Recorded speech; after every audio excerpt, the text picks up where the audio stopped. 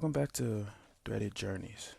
Today, I just kind of want to get right into it because I just kind of want to shoot the shit a little bit. I only got like 10 minutes, and I think it'd be perfect if I just shot the shit. And today, I just want to talk about confidence. Like, what is confidence? What does that feel like? The rug you're actually seeing now is finished. This rug is completely finished, and I just want to talk about how I kind of feel about it. I'll throw up a picture right now. I think it was okay. Like I like it. It's great. I think it is able to sell. I haven't put a value on it yet, but obviously there's some things I need to work on with it, like the straightness and the neatness. Um, so the value is honestly gonna come a little bit later where I want to put it, but it does need to be straightened out. I still obviously haven't gone over it with my clippers and things like that, but just want to talk a little bit about confidence. You can only experience in the world which you experience within. Stay concerned about what your level of consciousness is hiding from you. To me, that stuff is important. In the past few days, I was just kind of like, not in the dumps, but it was something that just made me feel off. Stuff that's been going on that just make me feel a little bit off. And I let it go. I finally let it go. And I finally understood what that was. A big piece of that is your confidence. Confidence is self trust. To build self trust, you need discipline. You need discipline. You need to go day by day, doing whatever you love to do, and creating a a mental note of your progress because it's very important. Acts 10:34 says, "God is no respecter of persons."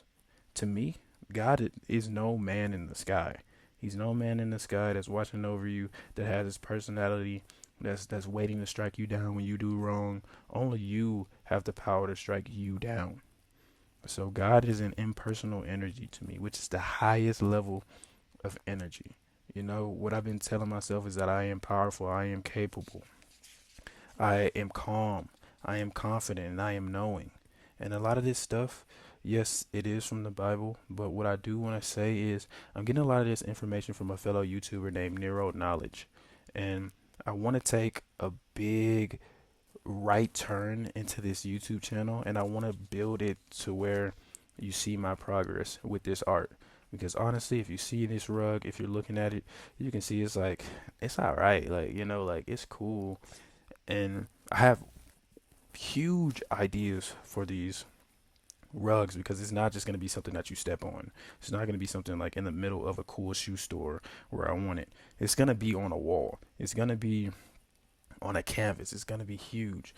So I'm still working the kinks and being very patient on that.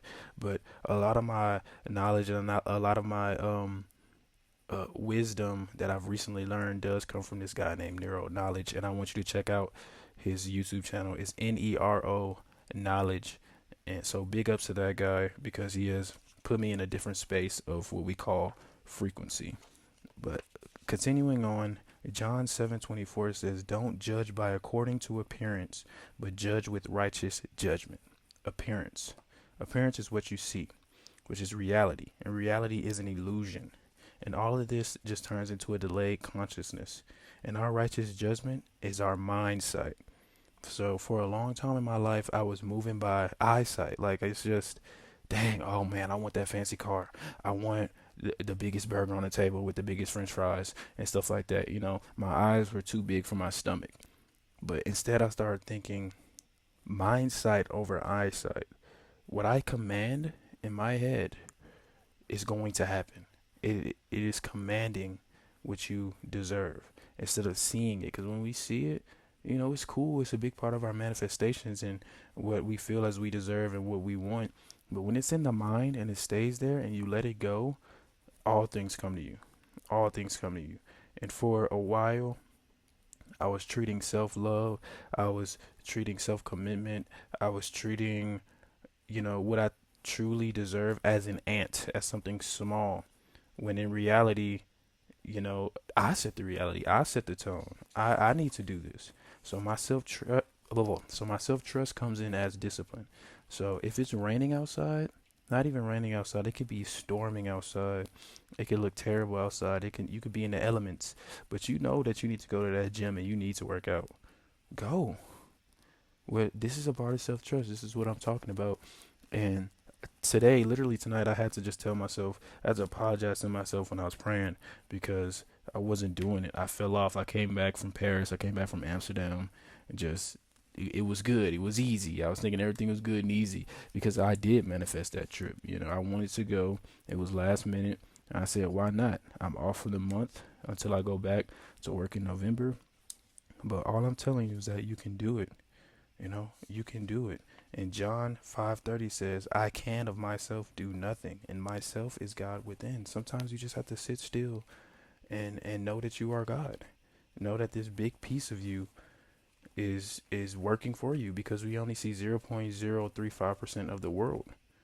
That's the electromagnetic spectrum. Shout out to neural knowledge again. I'm just using these because this is just going to be one video about this and how I catapult and how I think about my art. Going into art museums and showing off, my art, not trying to sell myself every day and show the vision of what I have. It is inspiration. It's within that really like turns things into what you want them to be.